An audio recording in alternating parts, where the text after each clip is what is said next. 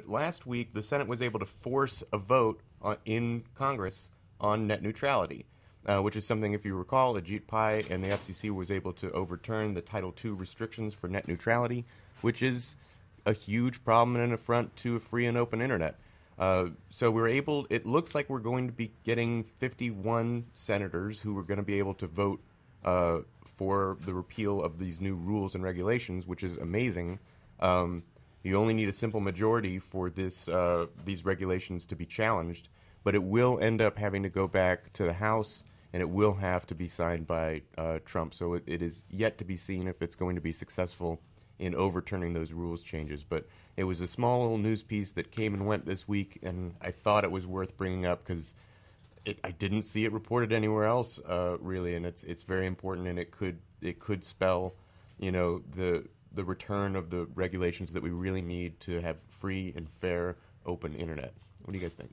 So this is when this first broke, when we were talking about net neutrality, I made a comment that this is going to be a much more interesting fight than people led to believe, because at that point it seemed like it was all going to happen. Ajit Pai was going to cast his vote, which he did.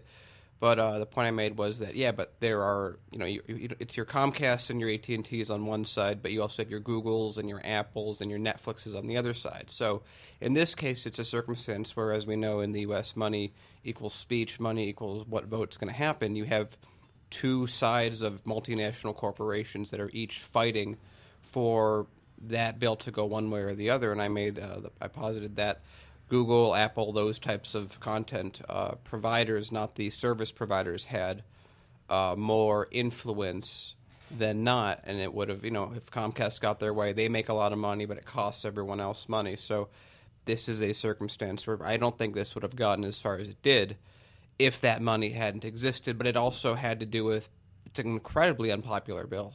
Yeah. I also want to add on to this. Whether you are a Democrat, Republican, independent, conservative, progressive, socialist, libertarian, green, whatever, this affects all of us. And we all need to make sure we have a free and fair and properly well-protected internet.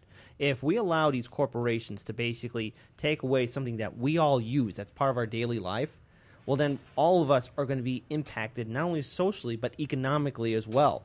We all use social media. I don't think anyone in this country would like to pay extra to have Facebook and then pay another extra to use YouTube or to use your Gmail accounts or anything else. What we have is good, and what we need to do is have protections and regulations so that everyone in this country, all 350 million Americans, can have free access to the internet, because it's going to be part of our lives. It's not going anywhere. It's not going to change.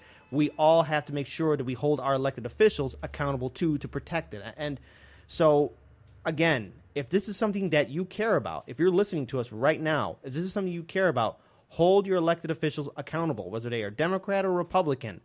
This is the time where we have to fight. Because, look, Heartlands Media is an independent media network, and there's plenty of other independent media networks as well that everyone uses and listens to. Do you like the idea of being censored or being denied the chance of hearing news and information that the corporate mainstream establishment media will not cover or chooses not to cover? We have to protect the internet, and let's just keep our eyes on this and not forget that this thing can go away, because we live in an oligarchy. We have a system where money is speech and corporations are people. We, the people, have to step up and protect our internet. I think the really hopeful thing about this particular vote is that we're coming in a midterm election year.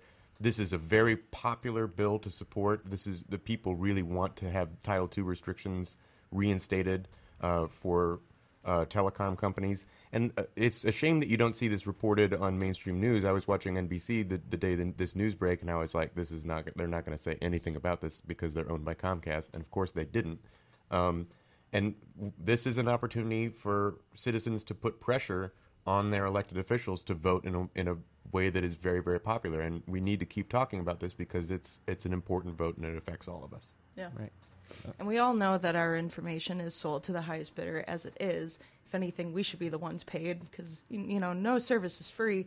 But having this vote, it's incredibly important because we already know that many of the medias, like you were saying, Paul, they're already owned by these, conglomerates. And, we have to hold our officials accountable and make sure that the power is in the people's hands and not the people with the money.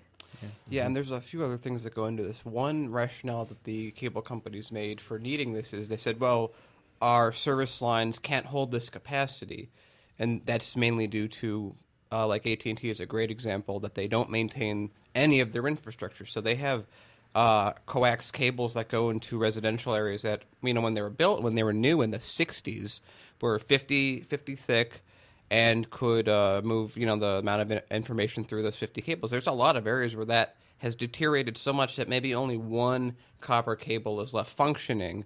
And part of the reason they bought DirecTV is that they're like, well, we could either fix up our network, which of course they were paid to do during the 1996 Telecommunications Act. In fact, we should all have received fiber already, but we haven't.